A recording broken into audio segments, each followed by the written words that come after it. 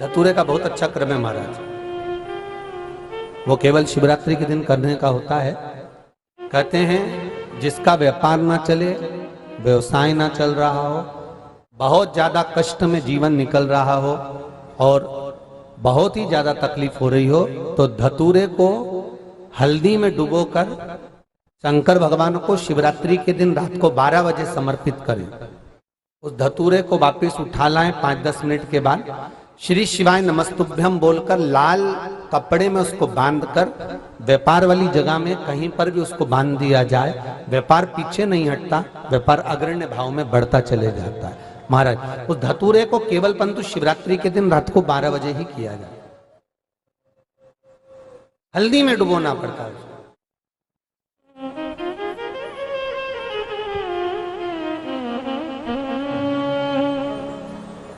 यही प्रमाण एक क्रम में और है महाराज जी। लिंग पुराण कहती है, मान लो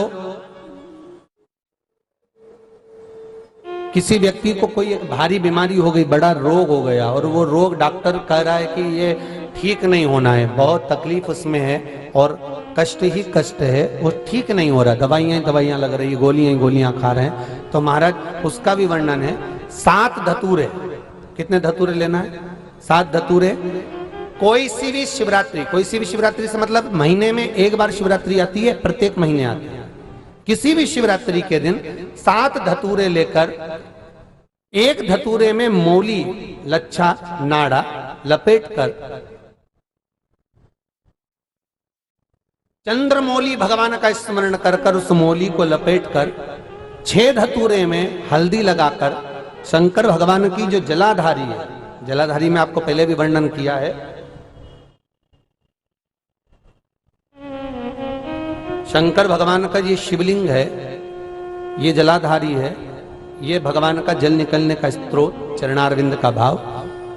शिवलिंग जहां रखा हुआ है ये पार्वती जी का हस्त कमल है, जो ये गोल भाग है ये पार्वती का हस्त कमल है, जहां शिवलिंग रखा है। जहां से जल नीचे गिरता है उसके सीधे भाग में श्री गणेश जी महाराज का स्थान है, उसके उल्टे भाग में श्री कार्तिकेय जी का स्थान है।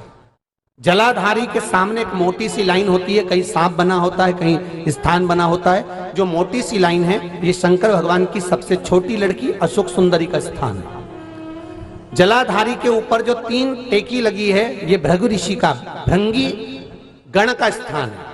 इसके ऊपर जो कलश है, कलश में जो पानी भरा जाता है वो पानी जो बूंद बूंद नीचे गिरता है ये शंकर भगवान की 5 लड़कियों का स्थान है। जया, विषहरा, सामरीबारी, दोतली और देव, ये 5 लड़कियों का स्थान है। शंकर भगवान का संपूर्ण परिवार शिवलिंग के सामने से, जहां से जल चालू होता है गिरने के लिए नीचे की ओर जब जल जाता है, उस स्थान पर भगवान शंकर के सारे गणों का स्थान है। फिर जब जल बहकर सामने की ओर जाता है, जितनी दूर तक जल जाता है उतनी दूर तक भगवान शंकर के उस जल भाग को ग्रहण करने के लिए 33 कोटि देवताओं का स्थान है। इसलिए उस जल को हम लांघते नहीं है, क्योंकि वहां 33 कोटि देवता विराजमान रहते हैं महाराज।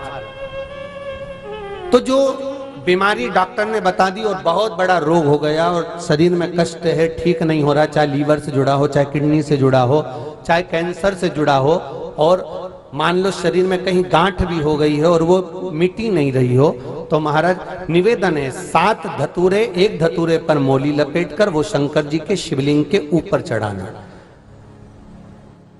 6 धतूरे, उसमें से एक धतूरा भगवान श्री गणेश जी का स्थान, दूसरा धतूरा श्री कार्तिकेय जी का स्थान, तीसरा धतूरा अशोक सुंदरी का स्थान।